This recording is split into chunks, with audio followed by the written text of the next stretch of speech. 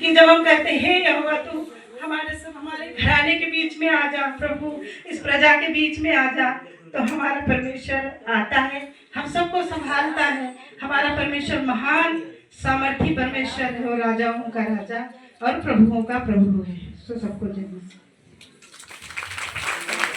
तो जय मसीह की। परमेश्वर ने एक सुंदर सी मुझे पत्नी दी है, और आपको बता दें तो लॉन्ग टाइम हो गया है, और लॉन्ग टाइम का मतलब है कि 30 साल मेरे विवाह के हो गए, और 30 साल एक लॉन्ग टाइम होता है। और जिस दिन से हम लोगों ने प्रभु को जाना पहचाना, उस समय से हम दोनों ने मिल करके ये निर्णय लिया कि हम परमेश्वर के राज्य को स्थापित करेंगे। 1999 में हम सेवा में उतरे, और ये परमेश्वर की बड़ी दया थी। परमेश्वर ने 1999 में हमसे आज्ञा मुझे दी थी, यदि कोई मेरे सेवा करे तो मेरे पीछे हो ले, और जहां मैं हूं वहां मेरा सेवक भी होगा, और यदि कोई मेरी सेवा करे तो पिता उसका आदर करेगा। परमेश्वर ने प्रतिज्ञा की थी कि अब बीती हुई घटनाओं का स्मरण मत करो, ना प्राचीन काल की बातों पर मन लगाओ। देखो मैं नई बात करता हूं, अभी प्रकट हो, क्या तुम उसे अनजान रहोगे? मैं जंगल में मार्ग और निर्जल नदियां बहाऊंगा। मैं आपको बता देना चाहता हूं कि 1999 में जब मैंने सफीपुर में मीटिंग की शुरुआत करी, उस समय हमारी मीटिंग में 250 लोग थे, और हमने एक साल के अंदर अंदर लगभग 500 लोगों को हम प्रभु के पास लेकर के आए, और जिन्होंने पिता पुत्र पवित्र आत्मा के नाम से बपतिस्मा लिया।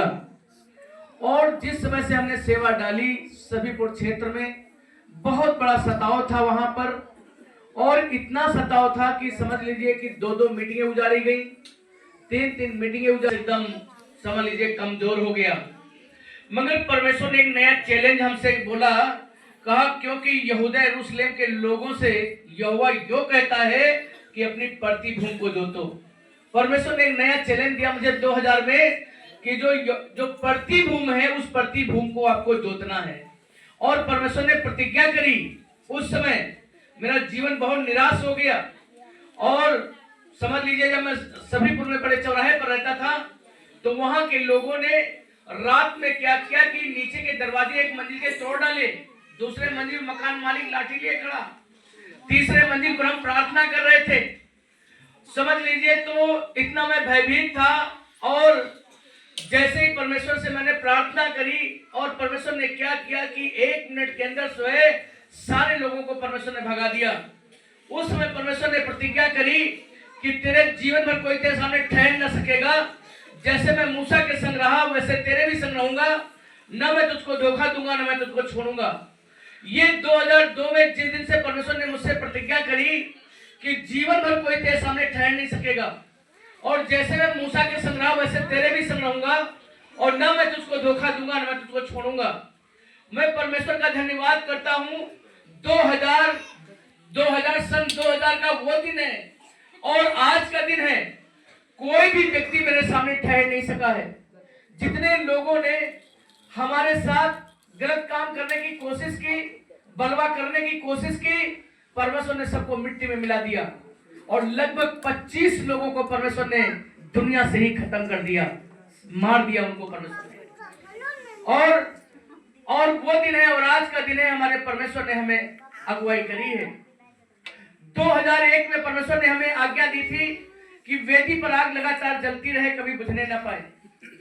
और उस समय हम प्रार्थना में बहुत मजबूत थे।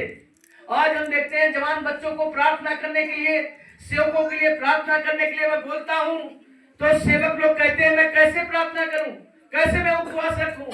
मैं आपको बता दूं कि मैं 10-10 दिन उपवास रख करके, हमने बिना कुछ खाए पिए हमने उपवास रख करके इस कलीसिया को यहां से लेकर के वहां तक आए हैं। और लिखा है कि वेदी पर आग लगातार जलती रहे, कभी बुझने न पाए। हमने हमेशा परमेश्वर की आज्ञा को पूरा करने की कोशिश करी। तब परमेश्वर ने हमसे प्रतिज्ञा करी कि सब मोहनिया गांव में बहुत बड़ा सताव आया। इतना बड़ा सताव आया कि 500 लोग हमें मारने के लिए घेर लिया। हमने सब लोगों को बाहर कर दिया, यहाँ तक मैंने अपनी पत्नी को भी बाहर कर दिया, घर के बाहर कर दिया। हमने कहा तुम दूसरी शादी कर लेना जा करके। और आज जो है हमारा लंबा चुनौती है। और जैसे ही वो अध्यक्ष आया, जैसे मैंने उसको डांटा, हमने कहा क्या तूने तमाशा बना रखा है? उसने कहा हमारे गांव से तुम निकल जाओ। और हमने कहा मैं तेरे गांव से जा रहा हूं। तुरंत परमेश्वर ने, समझ लीजिए 1 सप्ताह के अंदर परमेश्वर ने लगभग 6 लोगों को वहां मार दिया। समझ लीजिए 6 लोगों को परमेश्वर उस गांव में मार दिया। मगर उस समय हम बहुत निराश हो गए। उस समय हम थे, मेरा छोटा साड़ू विनोद था, मेरा बड़ा साड़ू सहदेव था।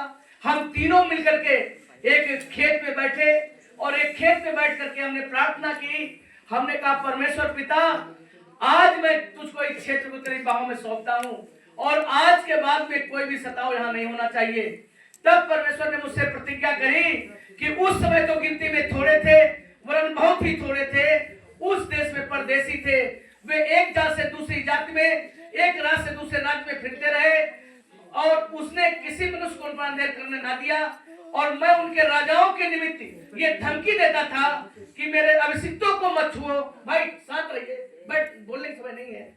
यहाँ पर लिखा है कि उसने किसी मनुष्य को उन पर अंधेर करने ना दिया और वह उनके राजाओं के निमित्त ये धमकी देता था कि मेरे अभिषिक्तों को मत छुओ, न मेरे नबियों की हानि करो। मैं आपको बताना चाहता हूं 2001 का वो दिन था कि जब इतना बड़ा सताव मेरे जीवन में आया और लोगों ने मुझे मारना चाहा। उस समय तो गिनती में थोड़े थे, वरन बहुत ही थोड़े थे, उस देश में परदेसी थे।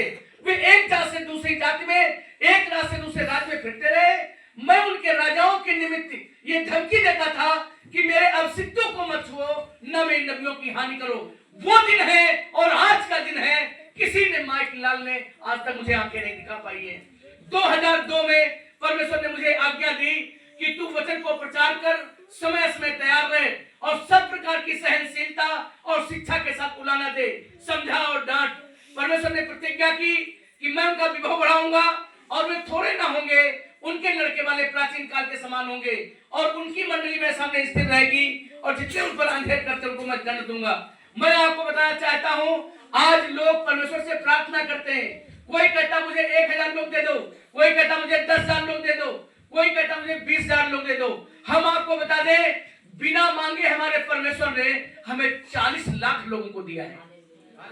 और परमेश्वर ने कहा कि मैं उनका विभव बढ़ाऊंगा और वे थोड़े ना होंगे, उनके लड़के वाले प्राचीन काल के समान होंगे और उनकी मंडली मेरे सामने स्थिर रहेगी। परमेश्वर ने कहा जितनी मंडलियों की तू स्थापना करेगा, सारी मंडली मेरे सामने स्थिर रहेंगी। और हमारे परमेश्वर ने कहा कि जितने उन पर अंधेर करते हैं, उनको सबको मैं दंड दूंगा। परमेश्वर ने 2003 में परमेश्वर ने आज्ञा दी कि आंख रखते हुए अंधों को, कान रखते हुए बहरों को निकाल लाओ। परमेश्वर ने प्रतिज्ञा की, मैं तुम मन फिराओ कर तुम्हें बपतिस्मा देता हूं, परंतु मेरे बाद आने वाला है, उनसे अधिक शक्तिशाली है, मैं उसकी जूती उठाने के योग्य नहीं। वह तुम्हें पवित्र आत्मा और आग से बपतिस्मा देगा। उसका सुख उसके हाथ में होगा और वह अपना खलियाना छींट से साफ करेगा और अपने खत्ते को गेहूं में एकत्र करेगा और भूसी को जलाएगा। परमेश्वर ने हर वर्ष एक नया चैलेंज दिया, एक नई चुनौती परमेश्वर ने दी। 2004 में परमेश्वर ने प्रतिज्ञा आज्ञा दी कि तुम्हारी कोमलता सब मनुष्यों पर प्रकट हो, प्रभु निकट है। प्रभु ने प्रतिज्ञा की, प्रभु के सामने दीन बनो, वो तुम्हें शिरोमणि बनाएगा। प्रभु के सामने दीन बनो और वो तुम्हें क्या बनाएगा? शिरोमणि बनाएगा। मैं प्रभु का धन्यवाद करता हूं कि हमारा परमेश्वर इतना महान है कि आज मैं देखता हूं कि पूरे वर्ल्ड में, आज इस उत्तर प्रदेश के अंदर परमेश्वर ने एक ऐसा नाम दिया है कि जो सब नामों में एक उत्तम नाम है। जब बिशप सेठ का नाम लोग सुनते हैं तो कहते हैं भाई वो ऐसा व्यक्ति है कि जिसका जो है चर्चा जो है गांव गांव, गली गली और कोने कोने पर है, जो यीशु मसीह का इतना बड़ा काम कर रहे हैं। परमेश्वर ने 2005 में मुझे आज्ञा दी कि जैसे लिखा है, जैसे जीवते पिता ने तुम्हें भेजा है, मैं पिता के कारण जीवित हूँ, वैसे ही वह भी जो मुझे खाएगा मेरे कारण जीवित रहेगा। परमेश्वर ने प्रतिज्ञा की और जब तक वह यरूशलेम को स्थिर करके उसकी प्रशंसा पृथ्वी के छोर तक न पहुंच जाए और फैल जाए, तब तक उसे चैन न लेने दो। मैं आपको बता दूं, कल कुछ स्वप्नदर्शियों ने स्वप्न देखा और स्वप्न ये देखा कि स्वर्ग में एलईडी चल रही है। स्वर्ग में क्या चल रही है? एलईडी चल रही है। वहां पर बिशप सेठ के सारे प्रोग्राम वहां चल रहे हैं। बिशप सेठ के सारे प्रोग्राम वहां पर स्वर्ग में सब चलाए जा रहे हैं, सब स्वर्ग में दिखाए जा रहे हैं। वो दोनों कल माँ बेटी मेरे पास आई और कहा भैया ये मैंने स्वप्न देखा है और परमेश्वर आपकी चर्चा तो स्वर्ग में है। मगर एक परमेश्वर का राजदूत आया था और उसने कहा कि जब कभी लखनऊ की चर्चा स्वर्ग में होगी तो वो तेरे नाम से होगी कि वो लखनऊ जहां पर बिशप सेठ रहते हैं। मैं आपको बताना चाहता हूं, हमने पृथ्वी पर धन नहीं कमाया, हमने पृथ्वी पर दौलत नहीं कमाई, मगर पृथ्वी पर हमने एक ऐसा नाम कमाया है जो स्वर्ग तक आज वो नाम समझ लिया जाता है। सो मैं परमेश्वर का धन्यवाद करता हूं। 2006 में परमेश्वर ने आज्ञा दी, परंतु तुम्हारी बात हाँ की हाँ ना की ना, और क्योंकि इससे अधिक जो कुछ होता है वो बुराई से होता है। परमेश्वर ने प्रतिज्ञा करी, देख पृथ्वी पर तो अंधियारा और राज्य राज्य के लोगों पर घोर अंधकार छाया हुआ है, परंतु तेरे ऊपर यहोवा उदय होगा और उसका तेज तुझ पर प्रकट होगा और अन्य जातियां तेरे पास प्रकाश के लिए और राजा तेरे आरोहण की ओर आएंगे। ये 2006 में परमेश्वर ने प्रतिज्ञा करी थी। आज मैंने देखा बड़े बड़े राजा लोग आते हैं और बड़े बड़े राजा लोग उठ के खड़े हो जाते हैं, बड़े बड़े राजा लोग आते हैं मिलने के लिए। ये हमारे परमेश्वर की बड़ी दया है, ये परमेश्वर का बड़ा अनुग्रह है, क्योंकि जो भी प्रतिज्ञाएं परमेश्वर करता है वो हाँ और आमीन के साथ में वो बातें पूरी की जाती हैं। 2007 में परमेश्वर ने मुझे आज्ञा दी कि मैं तुम्हारा परमेश्वर यहोवा हूँ और मेरी विधियों पर चलो और मेरे नियमों को मानने के लिए चौकसी करो। परमेश्वर ने प्रतिज्ञा करी और लिखा है कि और सुन, मैं तेरे संग रहूंगा और जहां कहीं तू जाएगा वहां मैं तेरी रक्षा करूंगा और तुझे इस देश में लौटा ले आऊंगा और मैं अपने कहे हुए को जब तक पूरा ना करूं तब तक तुझको ना छोड़ूंगा। और मैंने देखा कि जहां जहां हम गए, जहां जहां मैं गया, वहां वहां हमारा परमेश्वर यहोवा हमारे साथ रहा और वो हमारी अगुवाई करता रहा। और 2008 में परमेश्वर ने आज्ञा दी थी, सेनाओं का यहोवा यो कहता है, ये तू मेरे मार्गों पर चले और जो कुछ मैंने तुझे सौंप दिया है उसकी रक्षा करे। तब परमेश्वर ने प्रतिज्ञा करी, उस वचन के अनुसार जो मैंने मूसा से कहा है, जिस स्थान पर तू पांव धरोगे वह सब मैं तुझे दे देता हूँ। आज मैं परमेश्वर का धन्यवाद करता हूँ, उन्नाव के तमाम सारे चर्च आज दया के घर से जुड़ गए, आज हरदोई के तमाम सारे चर्च दया के घर से जुड़ गए। आज उत्तर प्रदेश नहीं, चाहे उत्तर प्रदेश हो, चाहे जम्मू हो, चाहे कश्मीर हो, चाहे कोई भी स्टेट हो, हर स्टेट का पादरी आज बिशप सेठ के साथ में मिलकर के काम करना चाहता है, क्योंकि ये हमारे परमेश्वर का अनुग्रह है और उसकी बड़ी दया है। क्योंकि परमेश्वर ने कहा 2009 में परमेश्वर ने मुझे आज्ञा दी और तुम अपने परमेश्वर यहोवा की उपासना करना, तब वह तेरे अन्य जल पर आशीष देगा और लिखा अन्य जल पर आशीष देगा और तेरे बीच में से रोग को दूर करेगा। मैं बताना चाहता हूँ 2009 में जब मैंने इन बच्चों को रखा, सुभाष सुधांशु ये जितने बच्चे, मयंक, मनीष, सारे बच्चे मेरे यहाँ रह रहे थे, उस समय क्या हुआ कि मेरे यहाँ 1 कुंतल गेहूं कम पड़ गया और मैंने इतने अपने बड़े दोस्त को मैंने फोन किया और कि हमने कहा भैया 1 कुंतल गेहूं कम पड़ गया है, क्या मेरी मदद आप कर सकते हैं? क्योंकि 40 बच्चे थे, 18 लड़कियां थी और उनमें 22 लड़कियां थी और 18 लड़के थे, 40 बच्चे थे। तो उसने मुझसे कहा कि जब तुम्हारे अंदर क्षमता नहीं थी तुमने बच्चों को क्यों रखा? और हमारे प्रभु के सामने घुटने टेके हमने कहा परमेश्वर पिता, इन बच्चों को तूने मुझे दिया है और इन बच्चों को खाना देना मेरा परम कर्तव्य धर्म है। और परमेश्वर ने प्रतिज्ञा करी कि परमेश्वर ने मुझसे कहा कि और तुम अपने परमेश्वर यहोवा की उपासना करना और तब वह तेरे लिए अन्न जल पर आशीष देगा और तेरे बीच में से रोग को दूर करेगा। मैं आपको बताना चाहता हूँ 2009 का वो दिन है और आज का दिन है, ना तो हमारे घर से कभी गेहूं कम होता है, ना हमारे घर से कभी चावल कम होता है। और मैं परमेश्वर का इस बात के लिए धन्यवाद करता हूँ।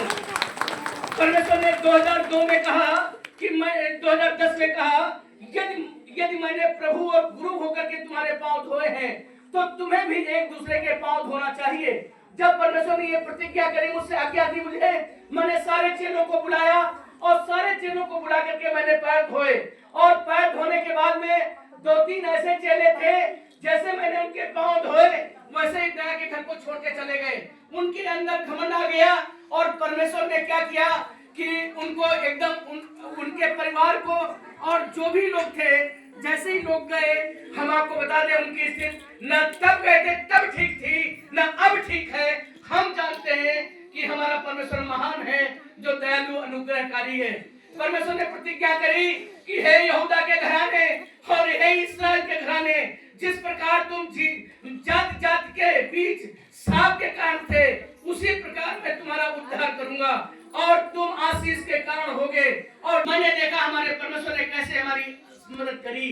परमेश्वर ने 2011 में मुझे आज्ञा दी, सोचना के पेड़ों पर ध्यान दो कि वे कैसे बढ़ते हैं और ना तो परिश्रम करते